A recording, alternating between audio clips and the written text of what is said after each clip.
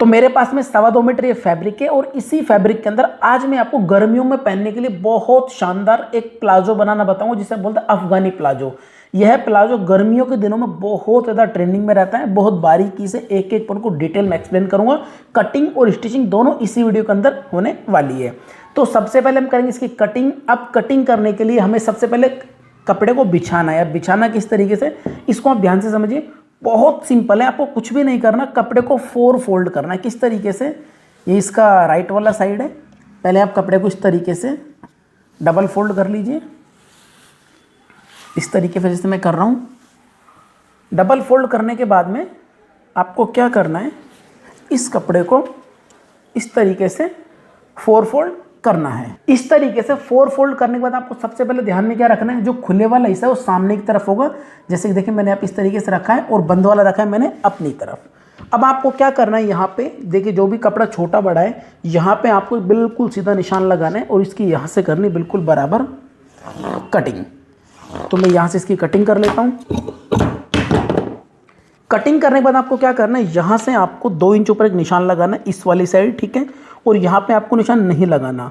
और उसके बाद में इस निशान को आपने इस तरीके से तिरछा लगाना है। अब तिरछा में क्यों लगा रहा हूँ ये आपको बता देता हूँ। कभी कभी एक प्रॉब्लम होती है, जब हम प्लाजो बनाते हैं, फिर अफगानी प्लाजो वगैरह बनाते हैं, तो हमारा आसन से खिंचता है, जो हमारी मोहरी होती है वहाँ से उठा उठा नज़र आता है। अगर आप इस तरीके से तिरछा निशान लगा के इसकी कटिंग करेंगे तो होगा क्या, वो प्रॉब्लम बिल्कुल भी नहीं आएगी। और आपने इसकी यहाँ से करनी है कटिंग।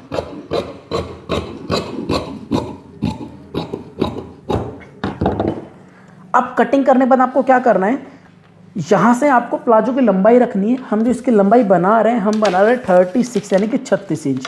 तो आपको सिंपली यहाँ पे क्या करना है, 36 इंच पे निशान लगाना है। कुछ भी आपको नीचे एक्स्ट्रा नहीं लेना, जो भी आपका साइज आपको सेम यहाँ पे निशान लगाना इस तरीके से। और इस निशान को बिल्कुल सीधा यहाँ पे इस तरीके से लगा लीजिए, ठीक है। ये हो गया हमारे प्लाजो की लंबाई। अब आपके मन में एक डाउट आ रहा होगा, सर जी आपने बिल्कुल बराबर यहाँ से ले ली, यहाँ से एक्स्ट्रा क्यों नहीं रखा। मैंने इसलिए नहीं रखा क्योंकि यहाँ पर मैं ना बाहर की तरफ फोल्ड करके पट्टी लगाते हैं, तो उसमें क्या 1/2 इंच अंदर चला जाता है और 1/2 इंच की पट्टी होती है, तो लंबाई एकदम बराबर हो जाती है। जब इसकी सिलाई करूँगा तो आपको समझ में आ जाएगा, मैं आपको नाप के भी दिखा दूंगा।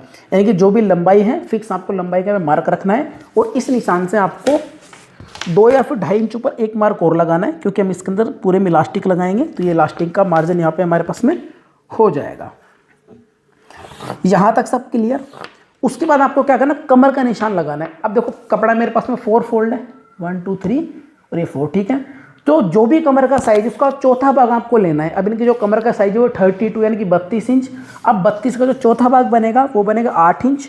तो आपको इस वाले निशान से 8 इंच पर निशान लगाना है, ठीक है। और यहाँ से आपको 3 इंच एक्स्ट्रा लेना है, ठीक है, क्योंकि हम पूरे में इलास्टिक लगा रहे हैं, तो यहाँ से हम 3 इंच एक्स्ट्रा रखेंगे। ये हो गया इनका कमर का मेजरमेंट, ठीक है। अब बात करते हैं क्रोच एरिया, यानी कि जो इनका आसन है वो हम किस तरीके से रखेंगे। देखो जब भी हम प्लाजो बनाते हैं तो उसमें एक फॉर्मूला काम करता है कि जितना भी हिप का साइज होता है, ठीक है, उसका आपको चौथा भाग लेना है और उसमें 3 इंच आपको प्लस करना है, ठीक है। अब इनकी जो हिप है उसका साइज 36 इंच यानी कि 36। अब 36 का जो हाफ बनेगा यानी कि चौथा भाग बनेगा वो बनेगा 9 इंच यानी कि 9 इंच। अब ये वाला जो कपड़ा है हमारे पास में जो निशान से ऊपर है, ये तो हमारा नेक में फोल्ड हो जाएगा।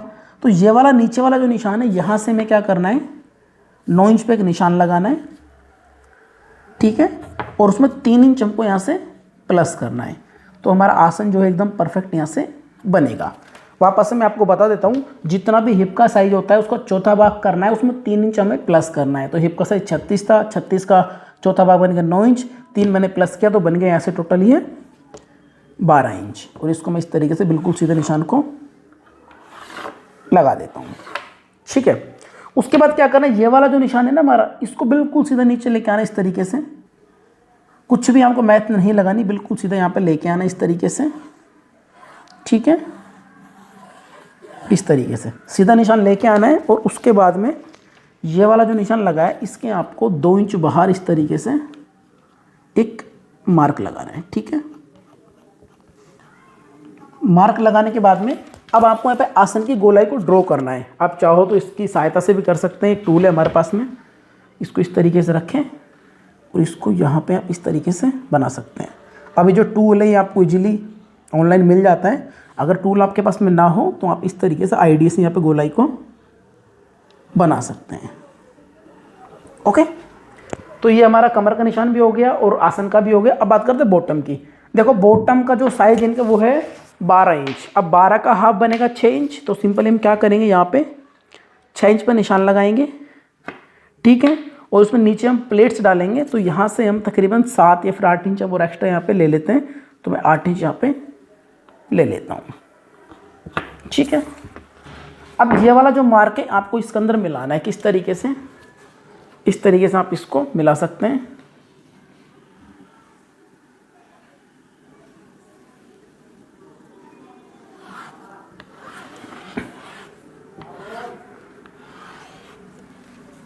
तो ये देखो अफगानी प्लाजो की मार्किंग मैंने कर ली है। अब हम क्या करेंगे, जो भी मार्क हमने लगाया है इसके अकॉर्डिंग हम कटिंग करेंगे। यहाँ से बिल्कुल बराबर कट करेंगे इसको, यानी कि बिल्कुल मार्क से।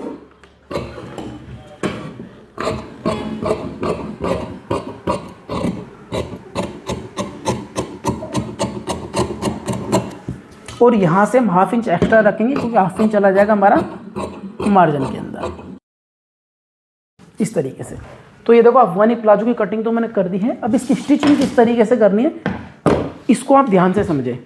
आपको सिंपली क्या करना है, इसको इस तरीके से ओपन करना है, जैसे कि मैं आपके सामने कर रहा हूँ।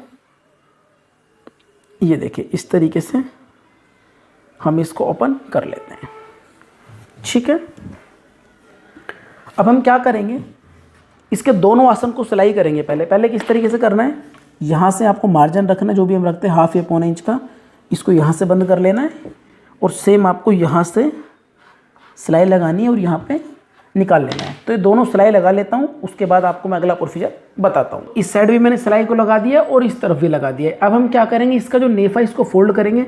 करना किस तरीके से, बहुत आसान है। देखो ये मार्क मैंने यहाँ पे लगा रखा है, पहले आपको हाफ इंच ऐसे फोल्ड करना है। उसके बाद में जो भी मार्क है इसके अकॉर्डिंग आप इसको इस तरीके से फोल्ड कर लीजिए।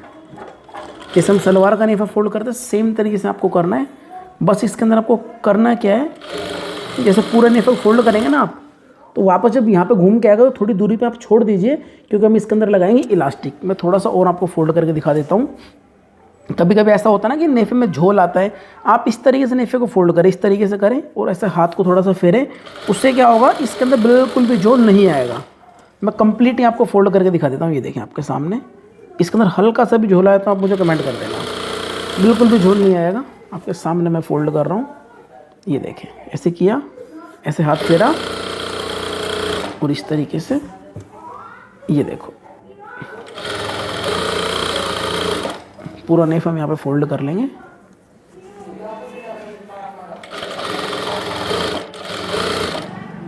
तो ये जगह मैं थोड़ी सी छोड़ देता हूँ क्योंकि यहाँ से हम डालेंगे इलास्टिक। अब मैं आपको दिखा देता हूँ, इसके अंदर बिल्कुल भी झोल नहीं आया।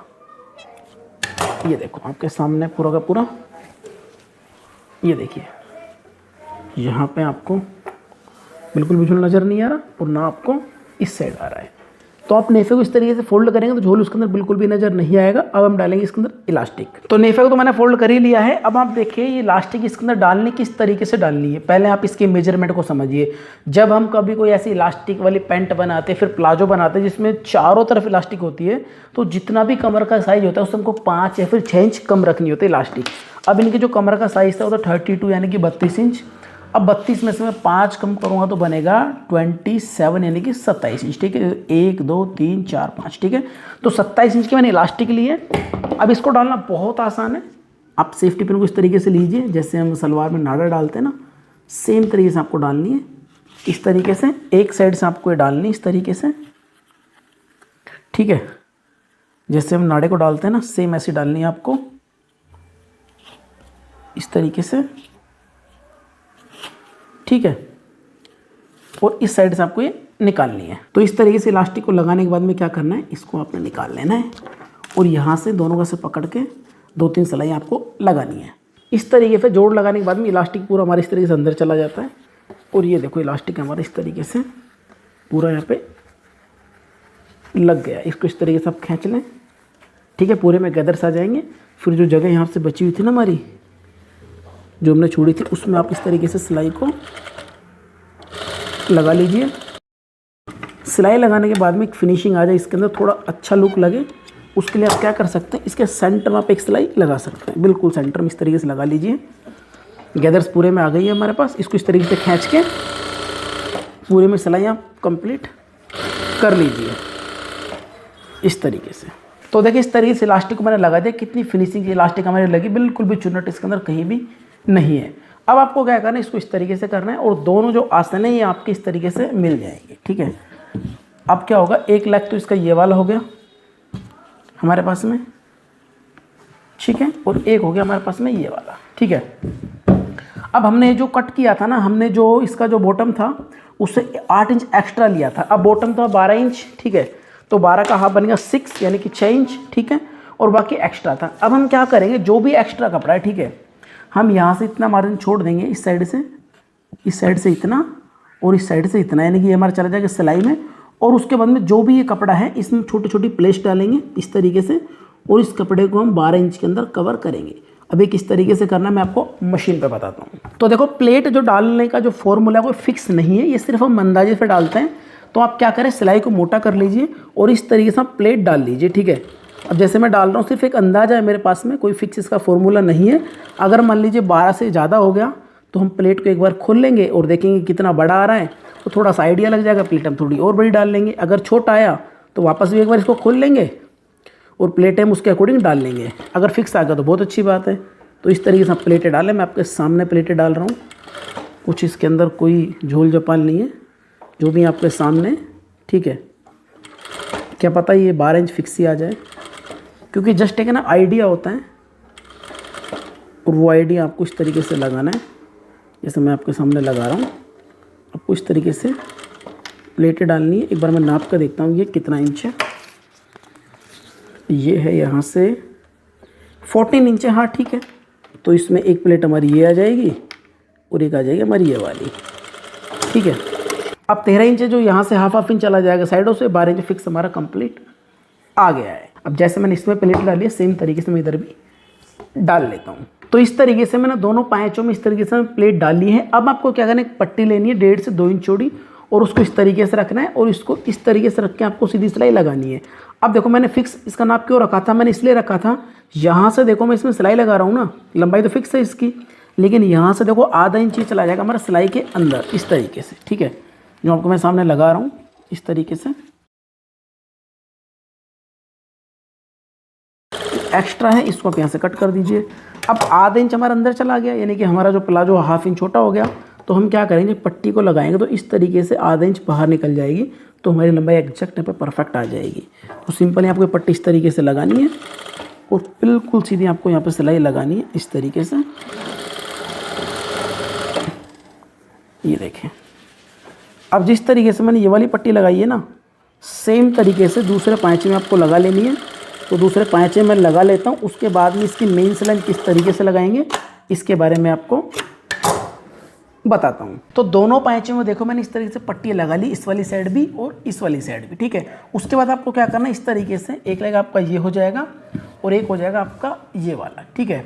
उसके बाद आपको क्या करना है, जो भी आपने एक्स्ट्रा मार्जिन लिया था उस मार्जिन को आपने रखना है और यहाँ से आपको सिलाई लगानी है, ठीक है। हमने हाफ इंच लिया तो हाफ इंच का मार्जिन लेकर आपको सिलाई लगानी है इस तरीके से। और ये हमारा आसन है, ये मिल जाएगा, इसलिए यहाँ से स्टार्ट करनी है और यहाँ से घुमा के आपको ये इस साइड ये निकालनी है। इस सिलाई कंप्लीट करने के बाद में मैं आपको इसका फाइनल लुक दिखाता हूँ। तो ये देखिए सिलाई को मैंने लगा के कंप्लीट कर लिया है। एक बार मैं आपको इसका लुक दिखा देता हूँ किस तरीके से ये हमने बनाया है, और आप मुझे कमेंट करके बताएं आपको किस तरीके का लगा, क्योंकि मैं बहुत आसान तरीके से मैंने समझाने की कोशिश की है।